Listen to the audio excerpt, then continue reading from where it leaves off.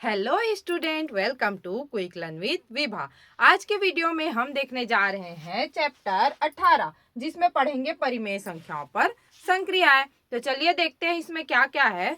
सबसे पहला है परिमेय संख्याओं का योग। यह है एक्सरसाइज 18.1 में। इसमें साथ साथ क्या है, हमारे पास है संवरक नियम, क्रम विनिमय नियम और है साहचर्य नियम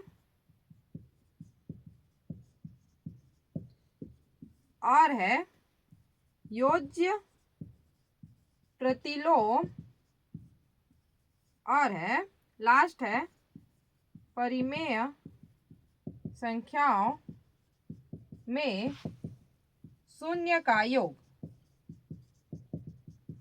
सारे आप लोग पिछले कक्षा में पढ़ चुके हैं। तो संवरक नियम क्या होता है? संवरक नियम का मतलब कोई भी संख्या दिया है a प्लस a बटे बी धन c बटे बी, मतलब जो हर है वो समान दिया हुआ है, तो इसको कैसे लिखते हैं हम लोग? a प्लस सी बटे बी।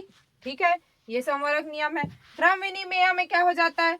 क्रम विनिमय में क्या होता है? जैसे a बटे बी धन c बटे डी दिया है, तो क्रम विनिमय में क्या हो जाता है? ये अपोजिट हो जाता है, c बटे डी प्लस a बटे बी, उल्टा करके लिख सकते हैं।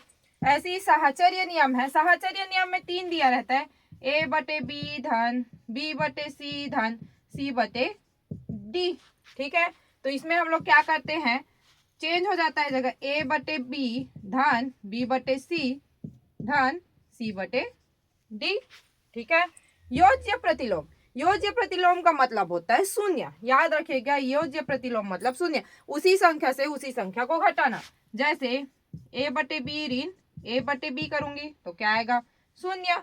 ये होता है योज्य प्रतिलोम। इसके जस्ट अपोजिट होता है परिमेय संख्या में शून्य का योग। मतलब कोई भी संख्या है, उसमें अगर मैं शून्य को जोड़ूंगी तो संख्या क्या आएगा? वही आएगा। तो ये कहलाता है, इसमें योग होता है और इसमें क्या आता है? शून्य आता है। तो इस तरीके से सारे हम लोग अभी यूज करने वाले हैं। तो चलिए देखते हैं डायरेक्ट हम लोग एक्सरसाइज 18.1।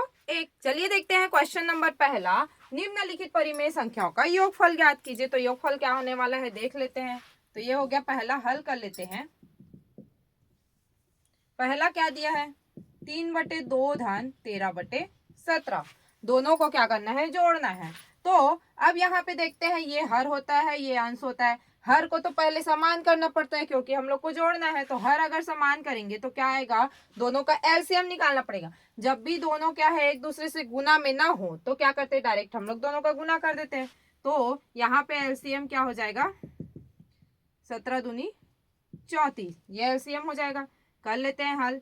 ये क्या हो जाएगा? यहाँ पे लिख लेती हूँ, 3 बटे 2 धन 13 बटे 17 बराबर क्या हो जाएगा? ये हो जाएगा 34। 17 दूनी 34 मतलब 3 गुणित 17। 17 से हम लोग किए तो क्या हुआ? 17 दूनी 34। दो से करेंगे तो 17 बार में आएगा, तो 17 यहाँ पे हो जाएगा और यहाँ पे आएगा 17 दूनी 34, तो होगा 13 गुणित 2। समझ में आ रहा है कैसे हुआ?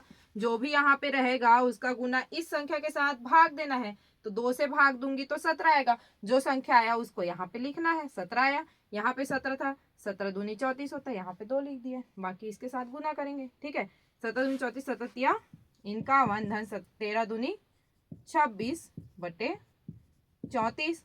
जोड़ लेते हैं, क्या हो जाएगा? ये 7 और ये 7 बटे 34। हमें मिश्र भिन्न में कैसे आएगा? 34 यहाँ पे करके दिखा देती हूँ। 34 से अगर 77 को हल करेंगे तो क्या आएगा?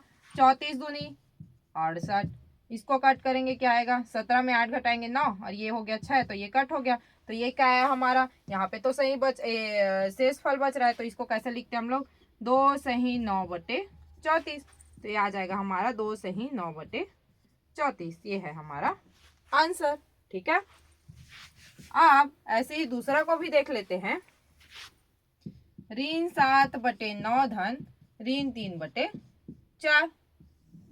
ठीक है, इसको हल कर लेते हैं। ये हो जाएगा हमारा इसका एलसीएम। अब यहाँ पे भी दोनों का कोई वो नहीं है। ठीक है, इससे ये नहीं जाने वाला, इससे ये नहीं जाने वाला है, मतलब एलसीएम क्या निकल जाएगा? दोनों का गुना। 9 चौक 36 हो गया। कर लेते हैं अब। -7/9 धन -3/4 बराबर क्या हो जाएगा, यहाँ पे लिखेंगे 36 आ जाएगा। ठीक है, क्योंकि दोनों का एलसीएम निकला। अभी बताई थी 9 से इसको भाग देंगे, कितना आएगा 9 चौक, मतलब यहाँ पे क्या हो जाएगा गुना 4 धन यहाँ पे 4 है तो 9, 3 गुना 9। ठीक है, हल कर लेते हैं। 7 चौक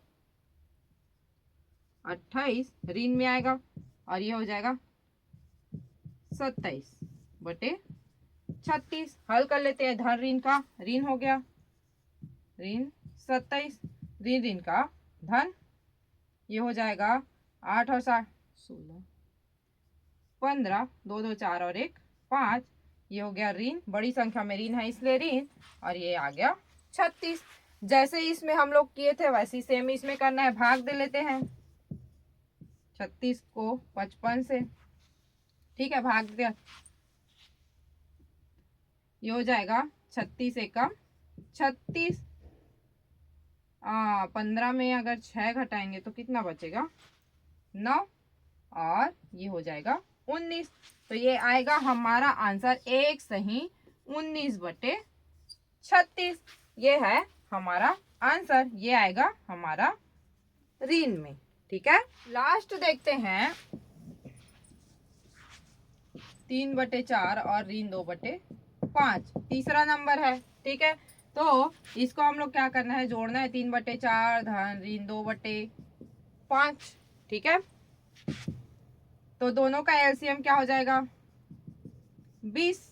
ठीक, हल कर लेते हैं। 3/4 धन ऋण 2/5, तो ये क्या हो जाएगा 20, 4 पंचे 20 धन, ये हो जाएगा ऋण 2 गुना 4, 5 तिया 15 धन 4 दूनी 8/20। धन और ऋण का ऋण हो जाएगा, घट जाएगा 20, ये आ जाएगा 7/20। ये है हमारा आंसर।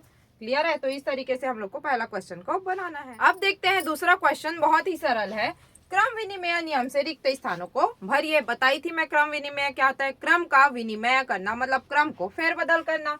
तो कर लेते हैं, इसको इधर और इसको इधर लाना है। ठीक है, तो पहला दिया -5/9 धन 4/7, तो 4/7 पहले आ गया है तो ये बाद में आएगा, तो किस में आ जाएगा -5/9। जो लिखा है उसको बस फेरबदल करना है। यह है 11/29 धन 6/36, तो ये क्या हो जाएगा 6/36 पहले आ जाएगा और ऋण 11/29 बाद में। इसमें है ऋण 15/7। अब यहाँ पे क्या आएगा, जो यहाँ पे पहले है वो यहाँ पे बाद में आएगा, मतलब 13/9, और ये वाला पोर्शन यहाँ पे आ जाएगा -15/7। इसमें है 5/6 धन ऋण 7/9, तो ऋण 7/9 पहले आया है तो बाद में क्या आ जाएगा 5/6। तो इस तरीके से हम लोग को क्रम विनिमय नियम का पालन करना है। क्वेश्चन नंबर 3 क्या बोल रहा है, दिखाइए कि ऋण 2/5 धन 4/9 धन ऋण 3/4 बराबर ऋण 2/5 धन 4/9 धन ऋण 3/4 होता है। इसमें किस नियम का प्रयोग हुआ है? तो हम लोगों ने देखा था, मान लो ये ए है, ये बी है, धन सी, तो यहाँ पे क्या हो जाए, सेम हो गया है, ए धन बी धन सी। ये किस में होता है, यहाँ पर साहचर्य नियम का प्रयोग किया गया है, ये साहचर्य नियम में होता है। चलिए देखते हैं क्वेश्चन नंबर 4। सरल कीजिए, कुछ क्वेश्चन दिए हैं उसको हल करना है, उसको सरल करना है, तो चलिए कर लेते हैं। पहला दिया है 3/7 धन 4/9 धन ऋण 6/11। ठीक है, तो इसको क्या करना है, सरल करना है। तो सबसे पहले क्या करना रहता है, हम लोग को हर समान करना रहता है। तो पहले हम इन दोनों को लेके चलते हैं। ये हो जाएगा, अगर इसका हर समान करें तो दोनों तो एक दूसरे से गुना या भाग नहीं, दोनों एक दूसरे से भाग जाने वाला नहीं है, तो गुना करना पड़ेगा। तो 9 सत्ते 63। ठीक है, अब क्या हो जाएगा, ये 7 से या फिर क्रॉस गुना कर सकते हैं, इसका इसके साथ, इसका इसके साथ। तो क्या हो जाएगा, ये 3 गुना 9 धन 4 गुना 7, ये बचा ऋण 6/11।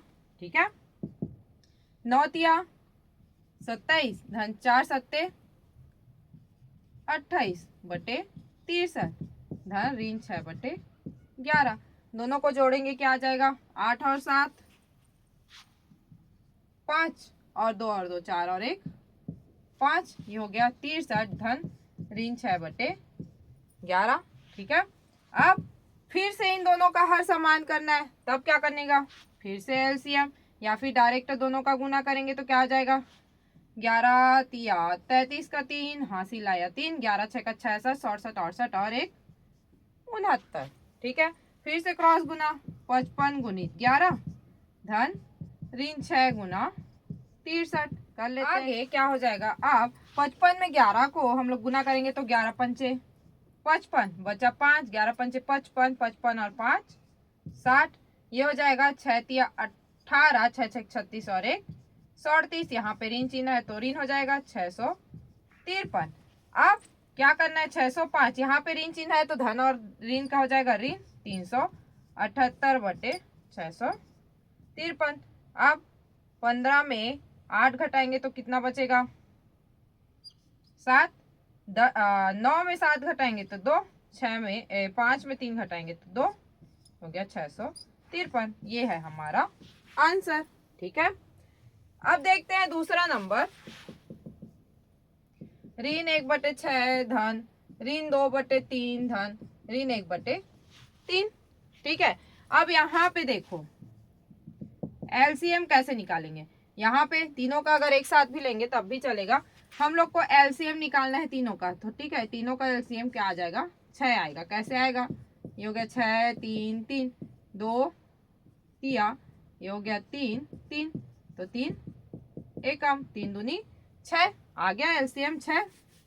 ठीक है, अब हल कर लेते हैं, हल आप लोग जानते हो, ये क्या आ जाएगा, हम लोग को एलसीएम लाना है 6, तो 6 एकम 6 तो गुना 1 हो जाएगा धन, या फिर यहाँ पे ऋण लिखती हूँ डायरेक्ट, 3 दूनी 6 तो 2 गुना 2 ऋण, फिर से 3 दूनी 6 1 गुना 2।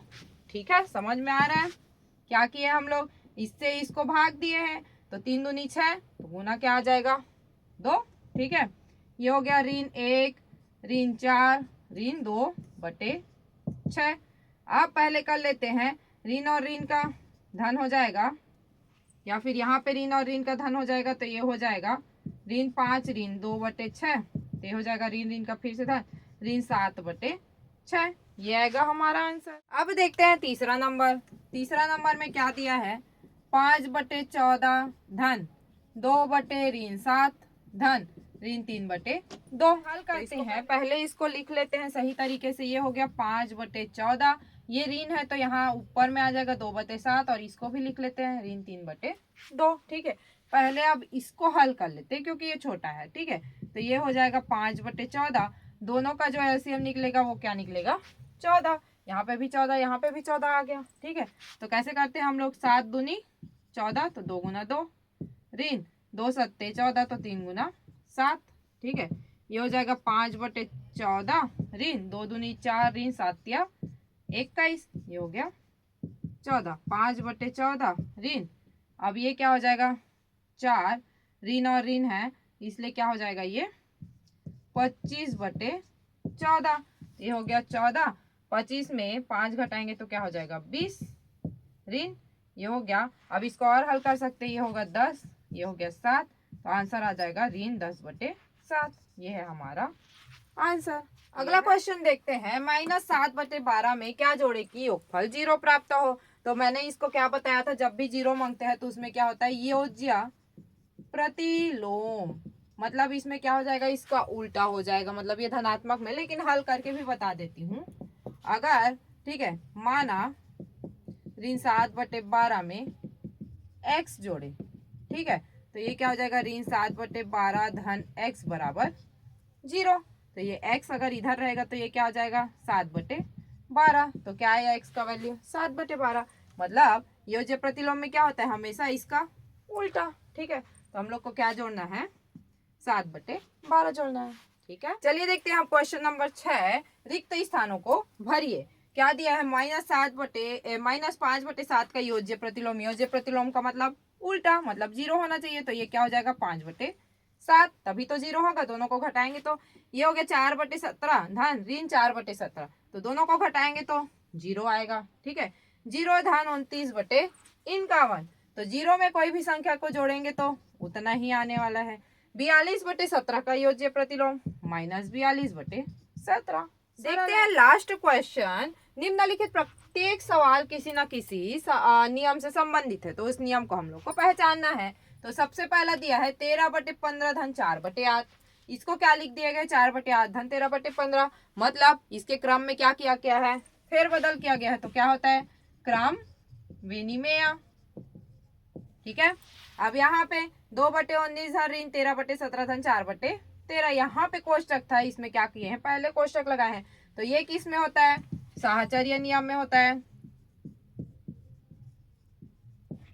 ये है P/Q धन 0 बराबर P/Q। ये किस में होता है, जब हम लोग क्या करते हैं, 0 जोड़ते हैं किसी भी किसी में, तो उसको क्या बोला जाता है, योज्य तत्समक। ठीक है, योज्य तत्समक। ये अब भी हम लोग पढ़े हैं, इसमें क्या होगा, योज्य प्रतिलोम। ठीक है, जब भी 0 लाना रहता है। ठीक है, तो इसी के साथ हमारा एक्सरसाइज 18.1 कंप्लीट होता है। उम्मीद है कि आप लोगों को बहुत अच्छे से समझ में आया होगा। मिलते हैं नेक्स्ट वीडियो में हम लोग एक्सरसाइज 18.2 को लेकर। तो नेक्स्ट एक्सरसाइज को देखने के लिए मेरे चैनल पर बने रहिए और मेरे चैनल को लाइक कीजिए, शेयर कीजिए, सब्सक्राइब कीजिए। Quick learn with Vibha.